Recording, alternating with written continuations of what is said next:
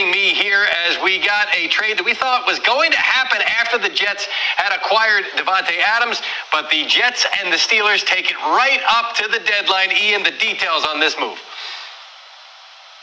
Mike Williams is heading to Pittsburgh. Finally, we talked earlier in the day about Zadarius Smith to the Lions being the most rumored trade. That was probably not true. This was the most rumored trade. I think everyone believed that the Pittsburgh Steelers would end up trading for Mike Williams.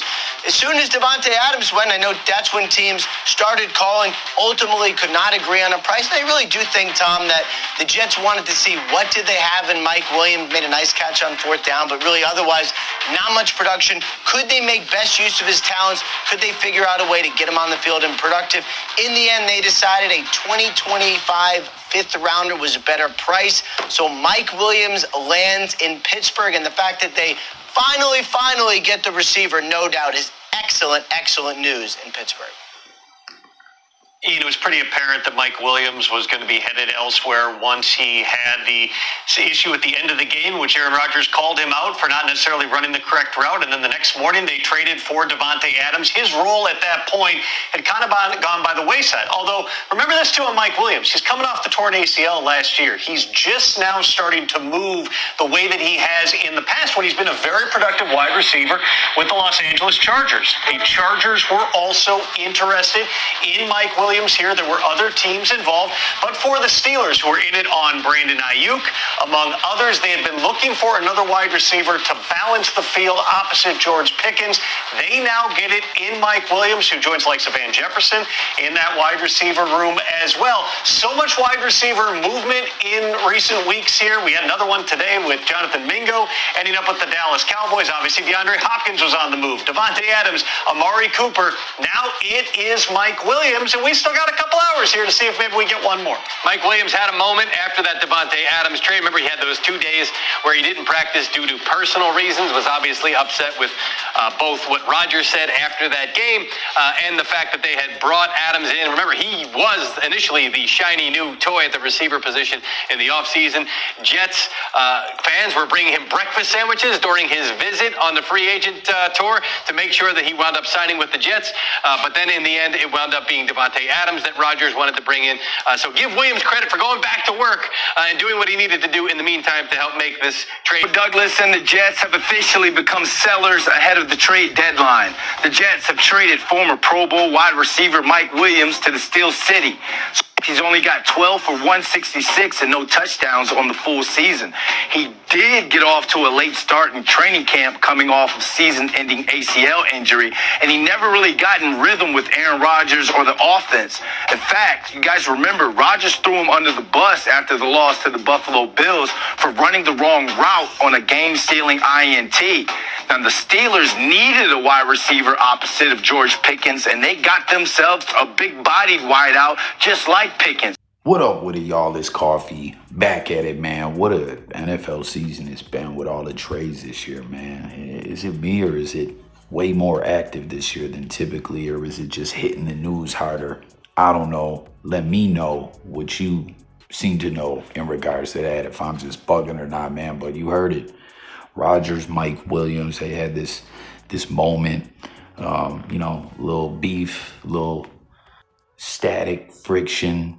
The momentum wasn't there, as I've been saying it over and over again. The Jets are busters. They're they suck, man. And shout out to Chaos, that's the homegirl and everything. She's a Jets fan, but she popped up in a chat where we were talking about it, and I was just like, man, I ain't trying to sound like a cold hater, but the Jets just suck. Rodgers is just washed.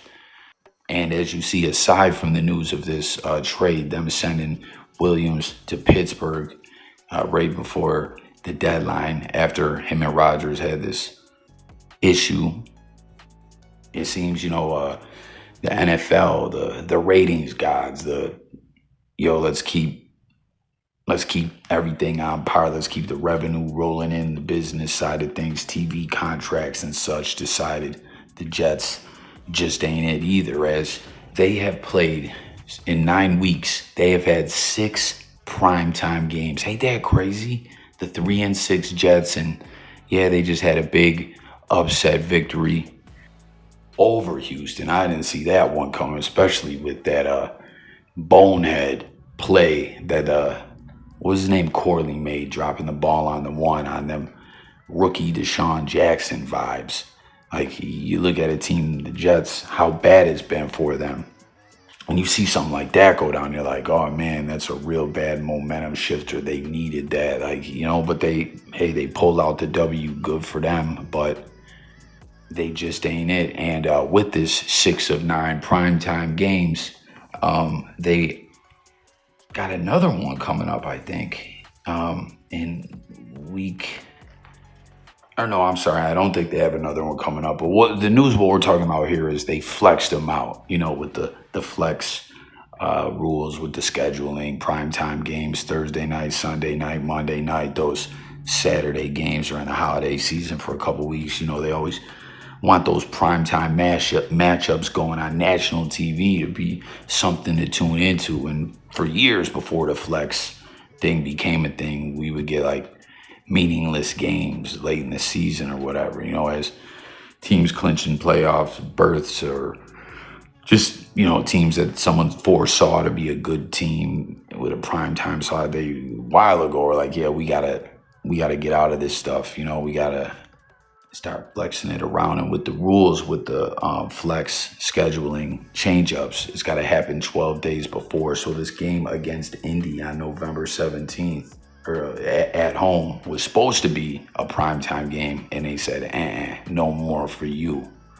And I say good call by the NFL, because again, I just keep saying it, man. Like, Rodgers has gotten the organization to do everything pretty much that they wanted him to do. He tries to act like it's not like that or whatever, but things just ain't clicking like that in New York. They had a big W or whatever, but I still say they suck, man. And it seems, you know, other people agree as well. So let me know your thoughts about the Jets and Rodgers and all the privileged BS that we see go on with him, and this trade. How about that, man? Him and Mike Williams have it out.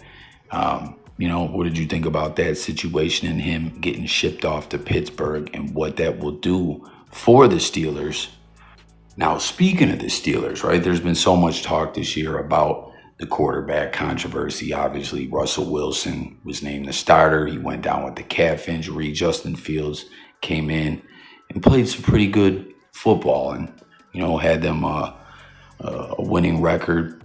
Could have been what were they, 4-2? Could have been 5-1, and they decided to go back to Russ. And Fields handled it well. He was praised by a lot of his like analysts, and JJ Watt, who's now an analyst or commentator, whatever you want to call it. Just a lot of people said, man, Fields handled this right, because everyone was like shocked by this move. And Fields said, hey, you want to know what I think? I didn't do enough, right? Because if I did enough, whoever was supposed to be the starter or not, if they lost the job, there would be no question, because it would just be undeniable for them to shift away from me. You know, like he took it like a grown-ass man, and it's respectable. And Russ has came in and, you know, they won 2 more games, and obviously he's going to continue as the starter now. But this is interesting, you know, like everyone's like saying, hey, what's been going on so far with the QB position this year? What about next year, as Wilson and Fields are both only under contract for this season? So looking forward to 2024, like, what is going to be the deal, you know? And what's it called? This guy here, who is this? Mark Caboli, right? He was on this morning talk show. I believe this is in 93.7, the Fans morning show. I think this is out of the Pittsburgh market, right? He said it's going to be hard for Justin Fields to stay around here, because there's going to be a bunch of teams that are going to be throwing money at him. I think the Colts will. I think the Panthers will. If you're considering moving forward with Russell Wilson here, it's going to be hard for Justin Fields to come back. And you know, that's like interesting looking forward at the Steelers, who are first place in their division.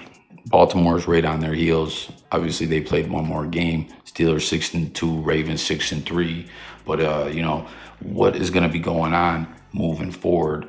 Will they be able to keep them both under contract? Russell Wilson is getting up there in age.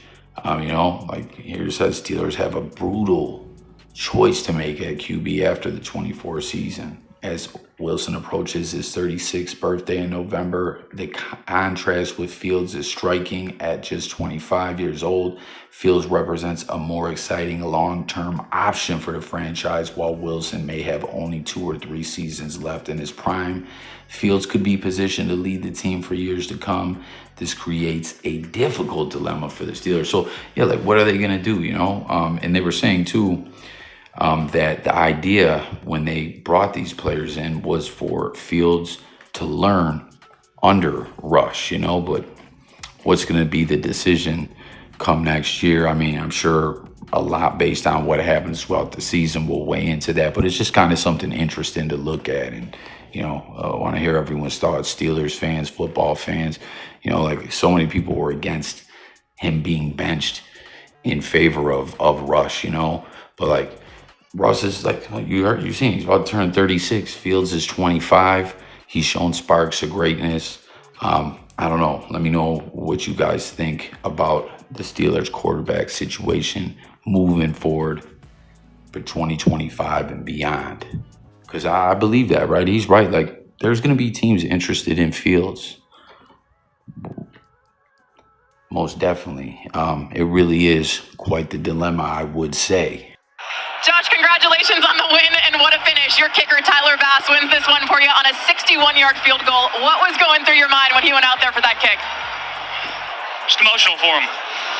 He's been battling his ass off, fighting adversity. You saw that today, and be there in the biggest moment and nail that for us. I'm so proud of him. I love that man. Everybody in our locker room loves and trusts him, and just happy he went in. So, Bills Mafia, everyone out there, right? If you watched the game, you saw what Josh had to say. If you didn't, you heard him now, man. He's so proud of Tyler Bass. He's got love for him. You know what I mean? That's his guy. He believes in him. And, man, what a great teammate Josh is, man. People love to hate on my guy, Josh Allen. But for real, man, a lot of us wanted to see Bass up out of here. We lost last year in the postseason. He missed that kick. He's missed some kicks this year. It's like, what's the numbers?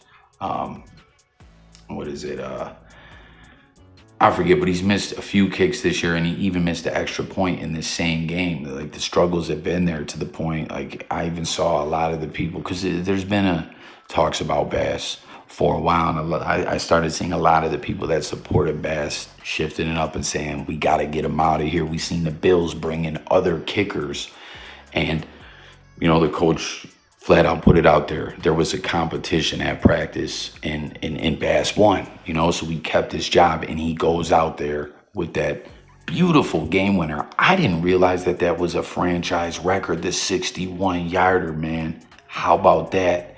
And you see his wife, she, being a good wife, trying to be there for her hubby.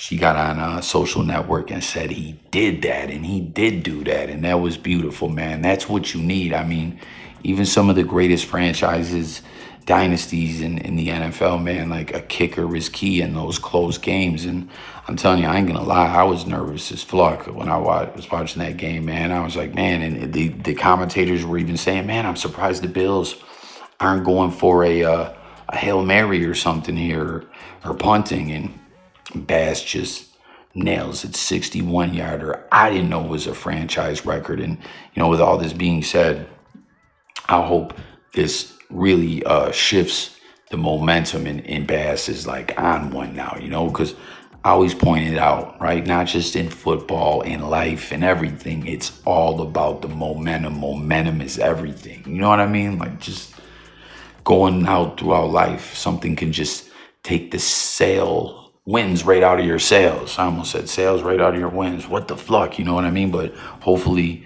this gets Bass back on his business, And also, we got a bunch of pictures here. I don't even know what the deal is. It's Josh Allen with a bunch of puppy pictures. I don't know if he went to a puppy event or something like that, or if this has something to do with Bass's charity, because that's one thing about Bills Mafia. We've done it time in and time out, donated to, remember Dalton's charity, Andy Dalton, when the playoff drought was broke, he came through in the clutch And after we beat Miami, we needed a little bit of help, and he beat the Ravens, and history was made. The playoff drought was over. And there's been other situations where the Bills have donated to great causes, Bills Mafia, that is. And now the donations have been pouring into this 10 Lives Club, which is, 10 Lives helps serve Erie County through a large network of volunteers and the gracious donations from our supporters. I see cats on there, so 10 Lives Club, yeah, that would be cats, not dogs. I don't know. So Josh Allen, I guess, was at some puppy event, and this whole cat organization that Tyler Bass supports receives a lot of donations, and that, like, those donations are a beautiful thing, right? It's dope, people giving out of the kindness of their heart. But you guys remember last year when we lost in the playoffs because of that kick, and the Taylor Swift fans, that it was like, I'm glad that this foundation got money, but like the Swift fans, not even real Chiefs fans, they just love Taylor Swift, they were donating. It was like, in a way, almost like a punch in the gut, but hey, it helped out, you know. So it is what it is. But you know what I mean? Like the whole idea of like, oh, he's, I feel bad for him, let's donate to him. It almost like added insult to injury in a way, but it did help the foundation. So there you have it, man. But that's it for this one. For all my fellow football fans out there, the Steelers, the trade with the Jets, Aaron Rodgers falling out with Williams, and he's up out of there. The Jets getting axed off, flexed out of there. The Bills, that was a franchise record kick. I did not know. You know, will this be what it needs to be for Bass to be back on point? Let's talk about it all in the comments. I thank y'all so much for tuning in. As always, this is Jay Coffee Talk, where we talk music, news, sports, and more. Hit the comments, subscribe, and I'll catch you on the next one. Peace out, y'all.